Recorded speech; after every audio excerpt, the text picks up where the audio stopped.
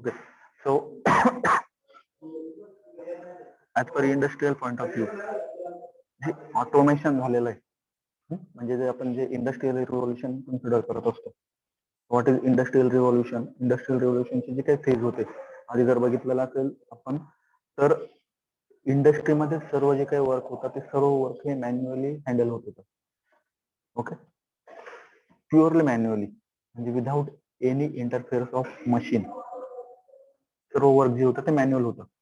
पुढे जाऊन त्यामध्ये आपण ह्युमन इंटरफेस ऍड करत गेलो, त्यानुसार त्याचे रिव्होल्युशन पडत गेले. मग आताच्या कंडिशनला जर बघितलं असेल तर आपण एक 10 किंवा 15 वर्करचे जे काही काम असेल ते सिंगल मशीन हँडल करू शकतं विथ ऑटोमेटेड. टोटली ऑटोमेशन वरती इंडस्ट्रियल रिव्होल्युशन आतापर्यंत आलेलं आहे. मग ह्या रिव्होल्युशन मध्ये जर आपण बघितलं, काही मीडिया यूज केलेले, मायदर तुमचे इलेक्ट्रॉनिक्स मीडिया असतील आणि मेकॅनिकल मीडिया असतील. आता मेकॅनिकल मीडियामध्ये जर कन्सिडर केलं तर त्यामध्ये मेन कॉम्पोनंट तुमचा हायड्रोलिक किंवा न्यूमॅटिक. ओके, म्हणजे जेवढं काही ऑटोमेशन होणार आहे ते आयदर तुमचं हायड्रोलिक ओरिएंटेड असेल किंवा न्यूमॅटिक ओरिएंटेड असेल, अकॉर्डिंग टू इट्स ऍप्लिकेशन. कुठल्या ऍप्लिकेशन मध्ये आपण ते यूज करतोय त्यानुसार असणार ते.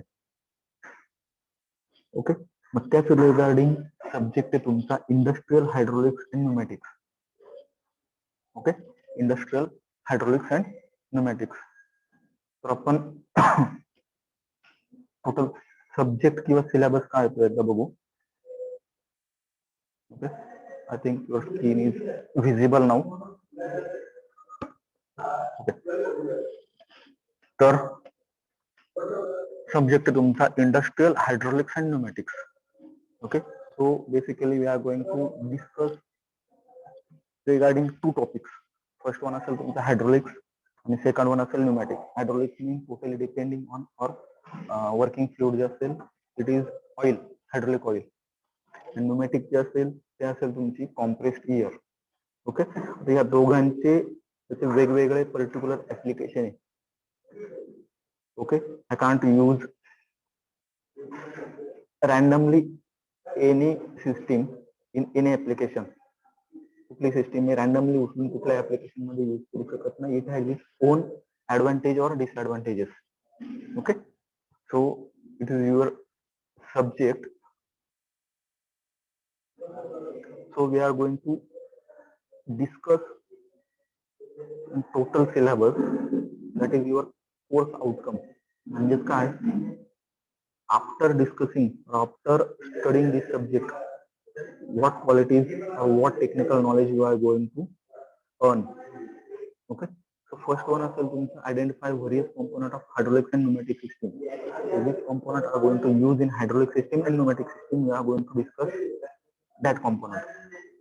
Okay, so hydraulic component and pneumatic component. Second one is, so when using the hydraulic system, we are actually using the pump and actuator to operate that particular application. So after this subject or after this course, we are going to analyze the selection of pump and actuator for the various application.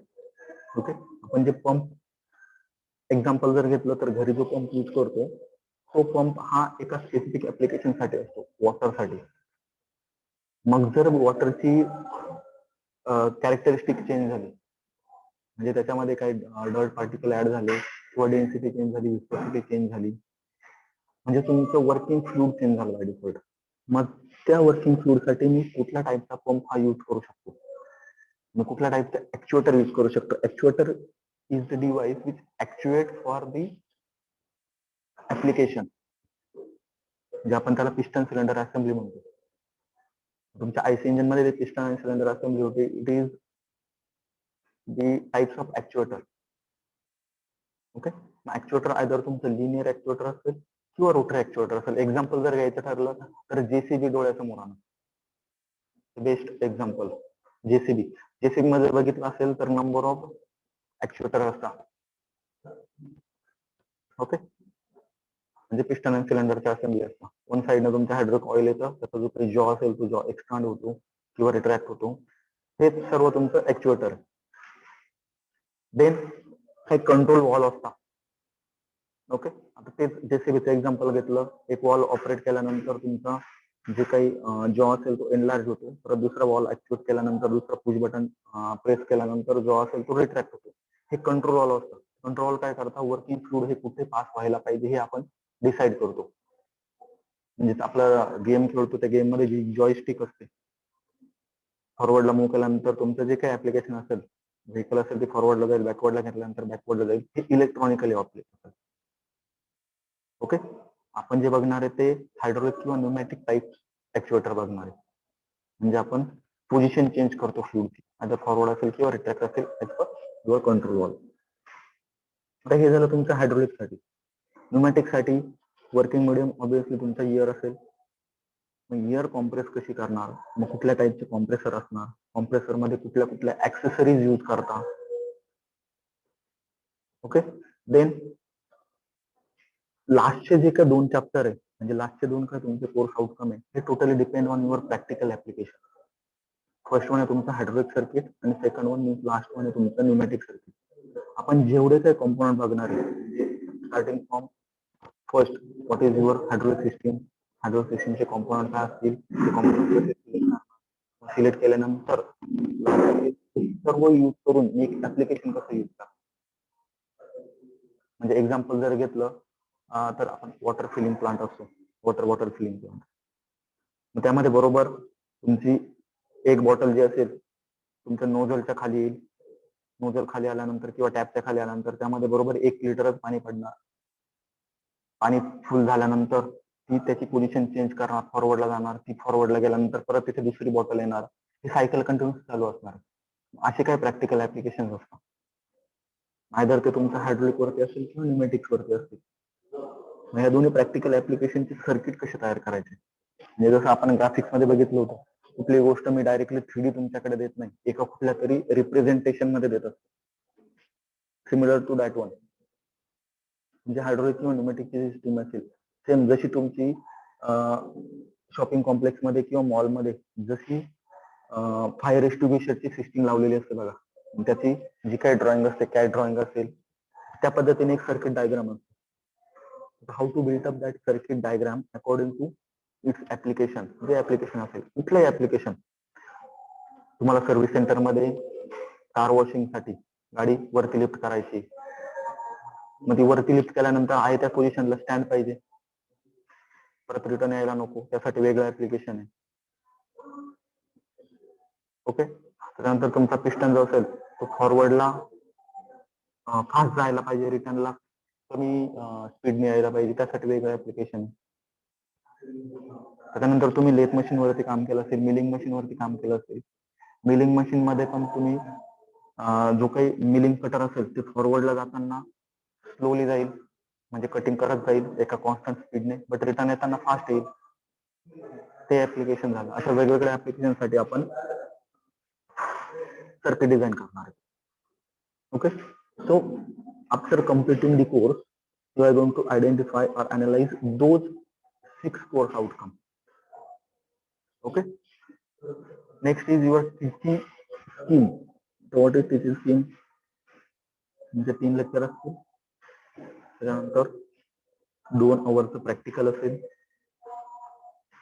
Okay, 3 आवर्सचा theory paper असेल. आता it is totally depend on your theory examination. Okay, आता जी काही terms असेल तुमची online वेने होणार आहे, त्यात slightly changes असतील पेपर आवर्स मध्ये. ओके, 70 मार्क्सचा थेरी पेपर असेल. ओके, 30 मार्क्सचा मायक्रो प्रोजेक्ट वगैरे किंवा युनिट टेस्टचे मार्क्स असतील, हे 30 मध्ये कन्वर्ट होता. असा 100चा तुमचा थेरी कन्वर्ट होईल. प्रॅक्टिकल असेल तर प्रॅक्टिकल, एक्सटर्नल प्रॅक्टिकल असेल 25 मार्क्सचं, आणि प्रॅक्टिकल म्हणजे प्रोग्रेसिव्ह वगैरे ते पकडून 25 मार्क्स. टोटल जो सब्जेक्ट आहे तुमचा तो 50 प्लस 100 म्हणजे हा 150 मार्क्स असतो. Okay,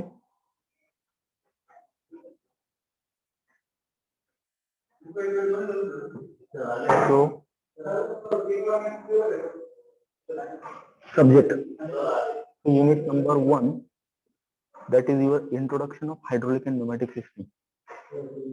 Okay, so in this chapter, as I said earlier, we are going to discuss about what is layout of your hydraulic system, pneumatic system, then what are the applications of hydraulic and pneumatic system, what are the limitations of hydraulic and pneumatic system, then which types of oil we are going to use in hydraulic system, in which application, कुठल्या application मध्ये आपण कुठल्या टाईपचं oil use करतो.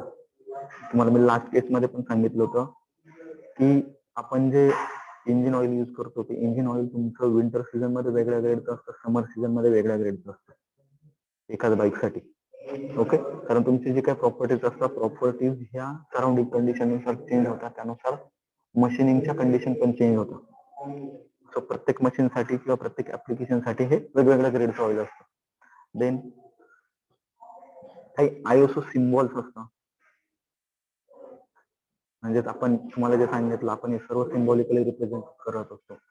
मग तुमच्या हायड्रोलिकचे काही symbols आहे, न्यूमॅटिकचे काही सिम्बॉल्स आहे, आणि बेस्ट हे सर्व प्रॅक्टिस आपण कुठे करणार आहे, ह्या इंडस्ट्रीमध्ये करणार. So according to industry what are the your safety norms for using your hydraulic system or pneumatic system. हे झालं तुमचं first chapter. Okay, so first chapter your belongs to only basics of your hydraulic and pneumatic system. Okay, the second chapter, once we aware about hydraulic and pneumatic system, then second one, what are the different components used in hydraulic and pneumatic system. Second one, you will use pump and actuator. Okay, pump and actuator. So in case of pumps, what is the types of pump, classification of pumps, then what are the different types? In that case, your gear pump, vane pump, screw pump, piston pump. Okay, म्हणजे सर्व पंपचे वेगवेगळे application काय असतात, त्याच्यानंतर त्याचे pressure carrying capacity किंवा pressure built up capacity किती असते. Okay, what are the performance characteristics of pump. Okay, what are the performance characteristics of pump. Then what are the criteria for selection of particular pump in particular application. As I said earlier, that your home pump, okay, घरचा जो काही pump असेल, it is only for your water purpose. म्हणजे त्याचे जे काही purpose असेल तो फक्त त्या एका केससाठी लिमिटेड असेल. ओके, मग तोच पंप जर मी दुसरीकडे यूज केला तर may or may not be use, कारण त्याची प्रेशर कॅरिंग कॅपॅसिटी किंवा प्रेशर बिल्टअप कॅपॅसिटी वेगवेगळी असू शकते. ओके, सो त्याच पॉईंट ऑफ व्ह्यूने कुठल्या कुठल्या टाईपचे पंप हे कुठल्या कुठल्या सेक्शन मध्ये यूज करू शकतो, त्यानुसार पंपचे काही टाईप्स केलेले. Okay, so types of pump आणि कुठला पंप हा कुठल्या पॅरामीटर साठी मी सिलेक्ट करू शकतो, कुठल्या कॅरेक्टरिस्टिक्स असतील किंवा कुठले पॅरामीटर असतील. So we can select the particular pump. Then actuator. मग ऍक्च्युएटरचे टाइप्स काय, ऍक्च्युएटर काय असतं बेसिक. Okay, actuator. देन कुठले कुठले टाइप्सचे ऍक्च्युएटर असतात. मग ऍक्च्युएटर जर बघितलं, एक लिनियर ऍक्च्युएटर असतं किंवा रोटर ऍक्च्युएटर असतं. आता ही सर्व केस असेल की तुमची सिलेबस चालू असताना समजेल. Okay, just minute.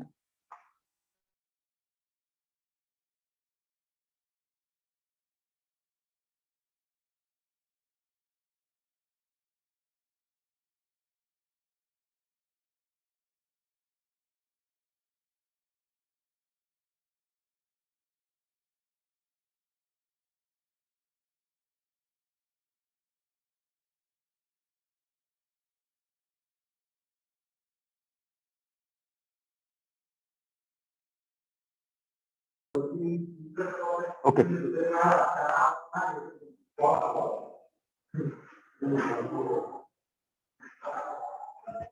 सो कुठल्या कुठल्या टाइप्सचा तुमचे ऍक्च्युएटर असतात. मग लिनियर असतील किंवा रोटर ऍक्च्युएटर असतील, ते दोन टाइपचे ऍक्च्युएटर असतात. मग ते कुठल्या कुठल्या ऍप्लिकेशन मध्ये यूज करू शकतो. मग construction of your linear actuator आणि रोटर ऍक्च्युएटर, ते असेल तुमचं second chapter. Okay, then third chapter is control valve. Okay, so what is control valve? In case of your hydraulics and pneumatics, we are going to control the working fluid आदर air असेल किंवा oil असेल. मग यासाठी काही control असतात, काही safety valve असतात.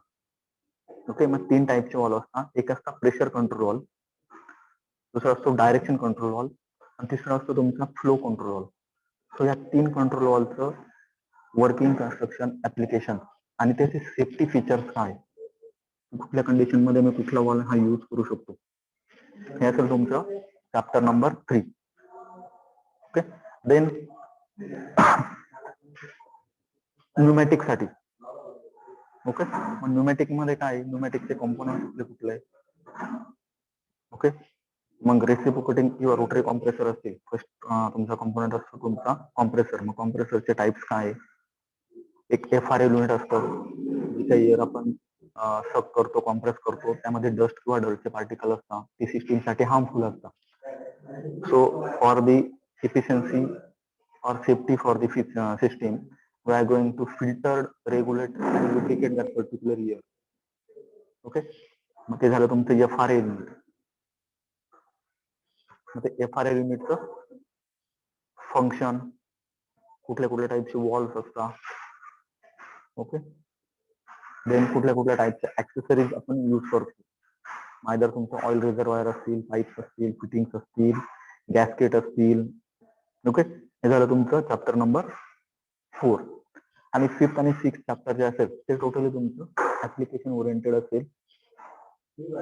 So built up the oil hydraulic circuit किंवा pneumatic circuit of various application.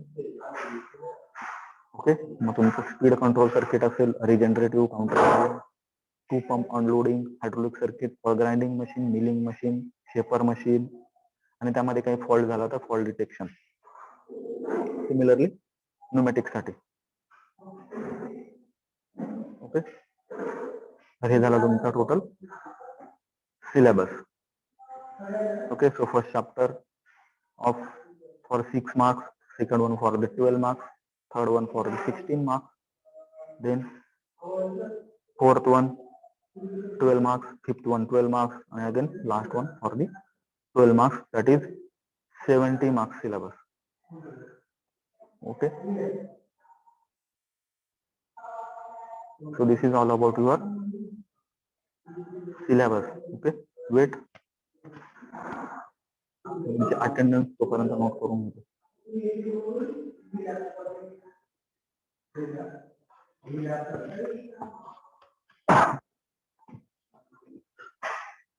Number 1, 2,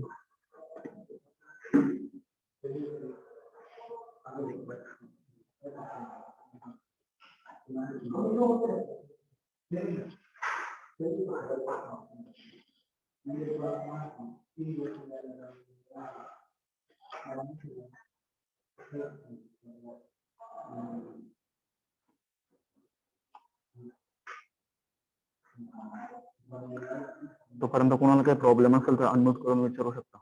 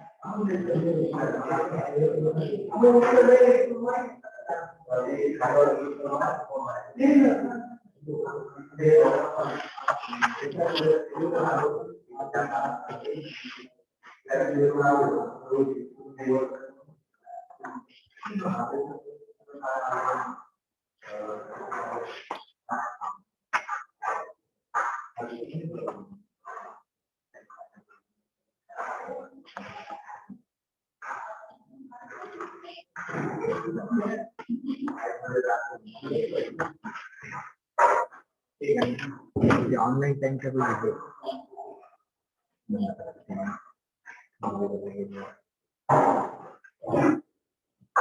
हे कोण आहे रे खाली? आदित्य ढमाले, आदित्य शिंदे, देन धीरज भांबरे, जाधव, उद्धव, रोहित गायकवाड, दिगे, संकेत, यश. मी काय बोललेलो आहे, तुमचा युजर नेम जे असेल ते आधी रोल नंबर ठेवायचा, नंतर तुमचं नाव असेल ते रिकरेक्ट करून घ्या लवकर.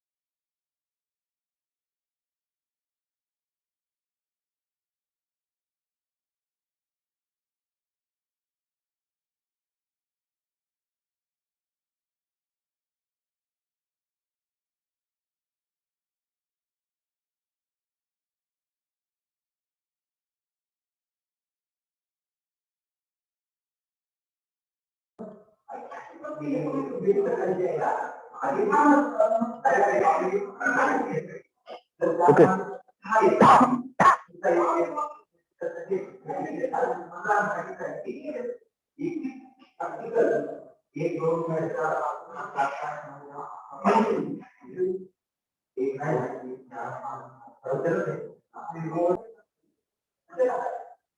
So this is your micro project allocation. हे जे काही शीट असेल ते शीट तुमच्या ग्रुपवर तुम्ही शेअर करून घेतो. फर्स्ट ग्रुप असेल तो survey of oil use in system कुठल्या कुठल्या टाईप ऑइल यूज होतो त्याचा एक सर्वे करायचा, एक रिपोर्ट बनवायचा आहे. सेकंड ग्रुप जो असेल it is prepare the working model of crane.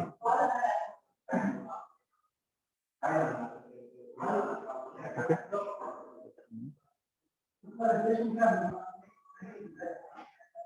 Okay. Second असेल to prepare working model of hydraulic crane using the waste injection used by the doctor. ते डॉक्टर कडे जे सिरिंज आणि इंजेक्शन असतात त्यांच्यापासून एक वर्किंग हायड्रोलिक क्रेनचं मॉडेल तयार करायचं. वन साइड फ्लूइड इन होईल, त्यानंतर जे ऍप्लिकेशन होईल ते application. Okay. Then third one prepare the report of agricultural equipment working on hydraulic किंवा न्यूमॅटिक. ऍग्रिकल्चरचे काही इक्विपमेंट असतात ते जे हायड्रोलिक सिस्टीम वरती किंवा न्यूमॅटिक सिस्टीम वरती वर्क होता त्याच्यावरती एक रिपोर्ट बनवायचा. Then prepare report of specification of hydraulic power pack and pneumatic service unit. Hydraulic unit मध्ये हे जसं सिलेबस कव्हर होईल तसं समजून जाईल तुम्हाला.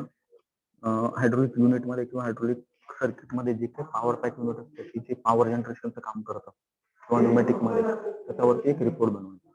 Okay. Then next one collect technical specification of gear pump असतील, व्हेन पंप असतील त्यांचे स्पेसिफिकेशन चार्ट मार्केटमधून कलेक्ट करायचे. ओके, त्याच्यावरती एक रिपोर्ट बनवायचा. देन ऑटोमोबाईल सर्व्हिस स्टेशन जे असेल म्हणजे तुमचे व्हेकल क्लिनिंग सर्व्हिस स्टेशन, त्याच्यात हायड्रोलिक ऍक्च्युएटर यूज केलेलं असतं.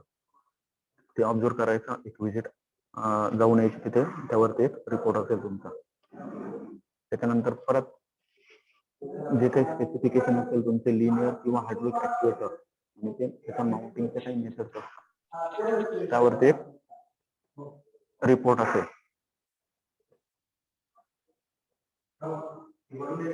Then visit of local industry, जवळची एक इंडस्ट्री शोधायची ज्यामध्ये हायड्रोलिक किंवा न्यूमॅटिक वरती मॅन्युफॅक्चरिंग रन होतं, त्याचा एक रिपोर्ट असेल. आणि हेच तुमचे सर्व खाली रिपीट झालेले.